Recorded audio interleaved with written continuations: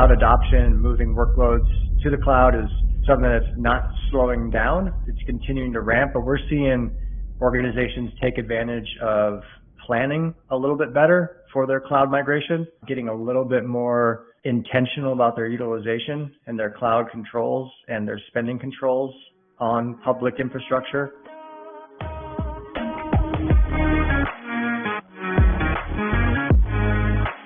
Hey everybody, and welcome to the Incident Report presented by Quest Technology Management. I'm Paul Burke, Director of Technology Communications.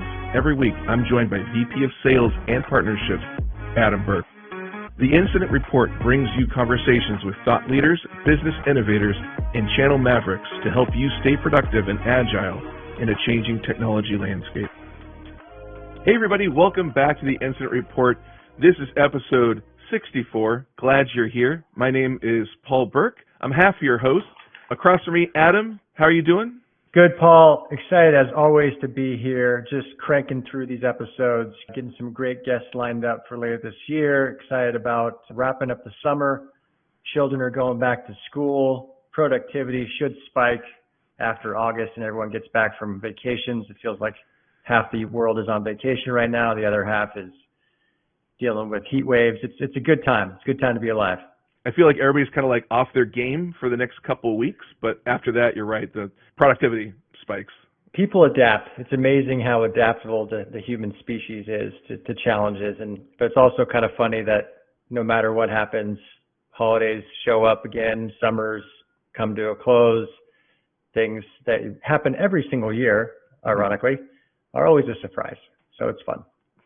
Like what? It's September again. I wasn't even ready. I wasn't warned. There was no calendar that told me this. Yeah, people are funny. People are funny. Shocking. That's the message. Shocking. People are funny. Hey, last week we had Max Schumann from Avant. That was a fantastic interview. If you haven't heard that, listen to this episode and then go back and binge that episode.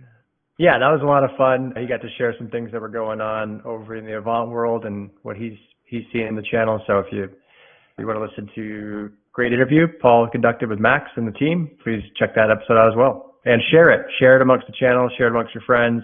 Hit the like button. If you want to write a review, please do so. It helps people find the channel, find the episode. And yeah, we appreciate that. Adam, we won some awards. That's pretty great. That's pretty fantastic. We did. We got some glass. We definitely took home some glass. Brought some trophies back to the trophy case. So excited about that. Channel Vision Magazine 2023 Visionary Spotlight Awards. Thank you very much, Channel Vision Magazine. Quest took home Channel Program of the Year and Vertical Markets and Deployments. Yeah, really excited about those. Had some solid use cases there we shared with the channel around helping specific industries with their business case and their outcomes around managed wireless, managed security services, and helping organizations secure their perimeter and secure their platforms and provide consistent services for their clients and their users. And then really excited about our Channel Program of the Year award because we've been investing and continue to investing into our partnership and our capabilities for our partners out there. So that was awesome to see that recognition. You've been putting so much time and effort into that, so it must be very rewarding to see that grow and thrive. Well, it was funny. We were at an industry event last week, and someone asked me, "Hey, has investing in the channel, paid off? Has it been a good investment?" And candidly, we're seeing some really rapid growth and some really cool adoption now. But something that a lot of people probably didn't see was probably the first 4 years of our channel program, back 2010 to 2015. Mm-hmm.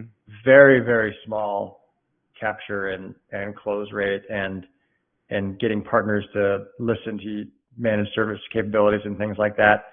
Very slow growth. So a lot of firms that enter the channel maybe want a quick return. It's not a quick return business. It's a relationship business. It takes time. People have to see you kind of stay in the trenches and do what you say you're going to do and build that credibility. And we take that very seriously. And that was the feedback I gave to the partner was like, yeah, absolutely. Because he was evaluating if he should recommend an organization come into the channel. And I just kind of gave him the candid advice of, yeah, but you got to stick with it and you got to stay around and do what you say you're going to do for a couple of years before people even consider giving you a call.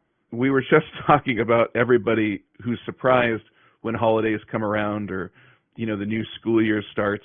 Do you find the same situation in the channel where even though you tell somebody like, hey, seriously, it's going to take a couple of years, that a half a year in, they're like, this is taking a while.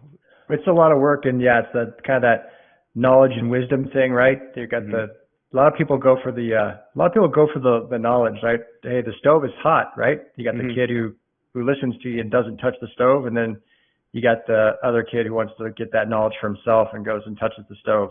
A lot of people keep touching the stove and getting frustrated that their channel program isn't exploding after, 8 months or a year being in the channel. But there's a lot of organizations. We were just at the Telarus Partner Summit last week where we were pretty excited. We won the 2022 Managed and Cloud Partner of the Year award, which was awesome.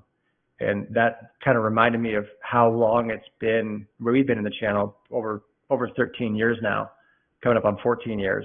That's one of our first major recognitions from a TSV, from a delivery standpoint, right? From a, hey, this is your top of the class and that vertical delivery. So that was huge for us. You see a lot of people come in and out of the channel really quick, and that's okay. We're here for the long haul, and that's something we've built and we plan on continuing to build. That is an exciting win. Yeah, I was pumped. That was real cool. Also, Brian Perdue won a Top Local Channel Manager 2022 Partner Choice Award, kind of like the Teen Choice Award of the partners. Pretty exciting. It was. He didn't get to give a speech, but he did get the Teen Choice Award, and that's really cool because that's the one that's voted on by the partner community, by the reps and the agents and the Telarus partners themselves. So kudos to Brian. That was a good high five moment there for him. Big congratulations, Brian. Way to go. Adam, want to jump into some stories? Yeah, let's do it. Absolutely. CEO support is the cornerstone of channel success. This article is over at Channel Co. CEO support is the cornerstone of channel success, which I think is what we were just talking about. It's going to take a while for your channel to grow. You got to put in the time. It's going to take some time to grow that channel, and you got to have CEO support in order to grow it, which I think is one thing that we found with Quest. Tim is very supportive of the channel, and he sees it as great opportunity there. Yeah, so that's the CEO support and that leadership around, hey, what's this company going to do and how is it going to grow? That starts at the top, obviously, and the CEO sets the strategy and sets the tone. It's kind of a no-brainer. Like this article kind of is, obviously leading people to invest in spending their time with the channel company and CRN. But at a high level, it's a no-brainer, but again, it's that no-brainer of a lot of people don't necessarily maybe brief their CEO on what's happening in the channel or have them participate in channel facing events and get down there in the operational world of the different people out there trying to position, sell, and help their clients. So we had great success. We've had brought Tim to a couple channel events now, and the partners, the trusted advisors, the sub agents love hearing from leadership.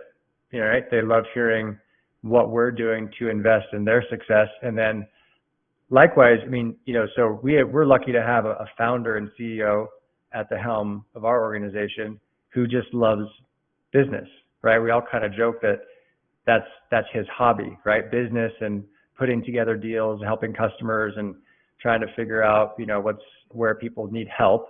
That's his hobby. And sharing that candidly with our partner community, he gets a lot out of listening to what they're doing, because all the sub agents, all the people out there who decide to go on their own, you can talk to vendors, you can talk to OEMs, you can talk to people in private equity and bankers all day. They're all dealing with other people's money. So not to be cynical, but they're all dealing with other people's money. When you talk to a sub agent or someone who's in the trenches trying to support their clients, they're dealing with their next mortgage payment. They're dealing with how they're going to put food on the table for their family. They decided to go out there and run their own business. And Tim, and I know Tim and myself and other people on the team love to learn what those partners are dealing with, where they're seeing success, what they need help with, right? So you can talk to OEMs and manufacturers and, business consultants all day long, and they all have pretty PowerPoints and, great feedback, and they all kind of chew from the same McKinsey feedback. But talking to people who That's are a actually... good phrase. McKinsey feedback. I like that. That's pretty great. We'll patent that one up. Sorry, McKinsey. You guys are great. We love you. Nice suits. But the people out there who are actually, building companies, those are great people to talk to. And I know our CEO and others that we work with, the channel is a huge opportunity to help organizations grow. And a great reminder, feedback is really valuable, and CEOs need feedback. And I think that's one of the benefits of Quest. It's a very flat organization.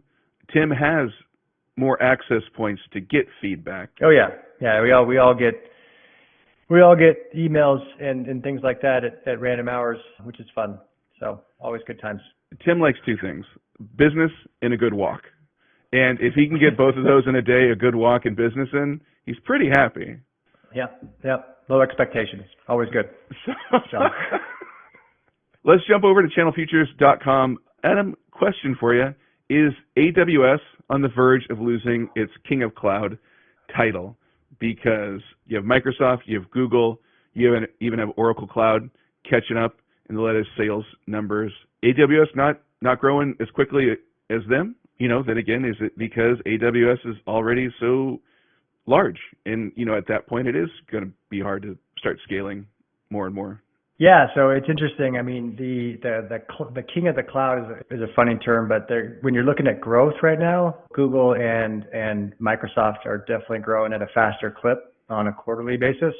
But AWS has, a massive share of the market, right? So the growth metrics, you can kind of do the fun, scoreboard thing as far as who's winning or who's growing faster. I think it's cloud adoption, moving workloads to the cloud is something that's not slowing down. It's continuing to ramp, but we're seeing organizations take advantage of planning a little bit better for their cloud migration, getting a little bit more intentional about their utilization and their cloud controls and their spending controls on public infrastructure.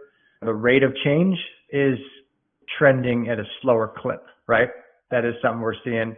We're helping organizations consume in a predictable manner, whether it's with our edge cloud services or our migration services to the cloud.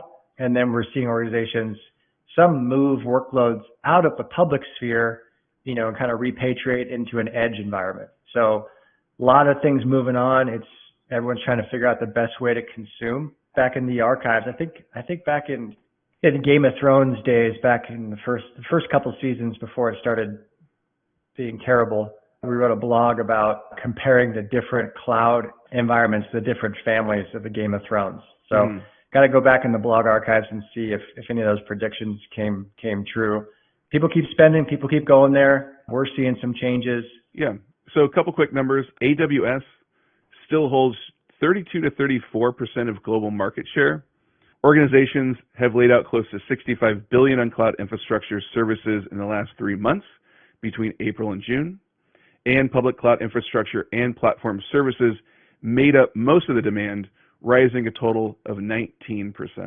What Wall Street's interested in is the growth, right? So you could have a $10 billion company, but if your growth goes from 25% to 10%, they see that as a trend, trend of the end kind of concept where you're no longer valued as a growth environment. So that's where they really like to see those incremental growth numbers. But like to us and to other partners in the channel, it's really what's available, how are things performing, did the Teams environment go down again last week, did it impact the organization's business, how's Azure performing, how are outages happening.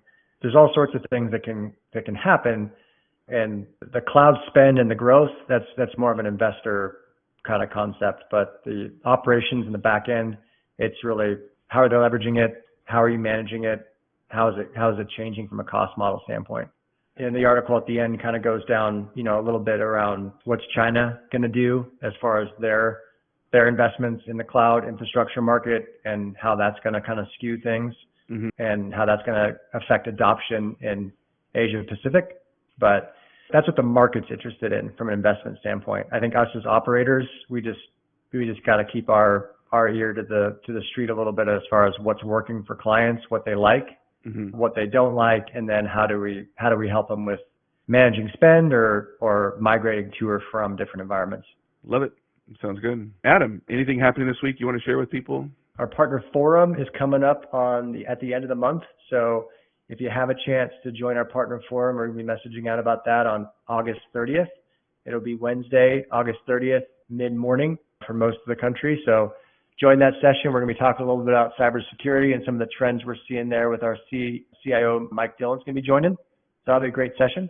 And then, down the road, a couple events coming up, but check out the partner website if you got any questions about what's on the schedule. That's great. And all the links to everything we've been talking about today will be in the description. Adam, have an amazing week. Everybody listening, thank you for being here, and we will see you next time. Thanks, everyone. Have a great week.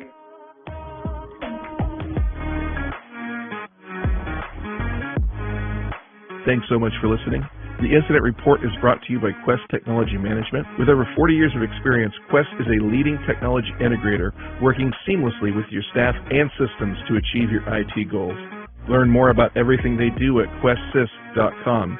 And if you have questions or suggestions for the podcast, you can always email Adam and myself at theincidentreport@questsys.com. We hope you have a great week, and we'll see you next time.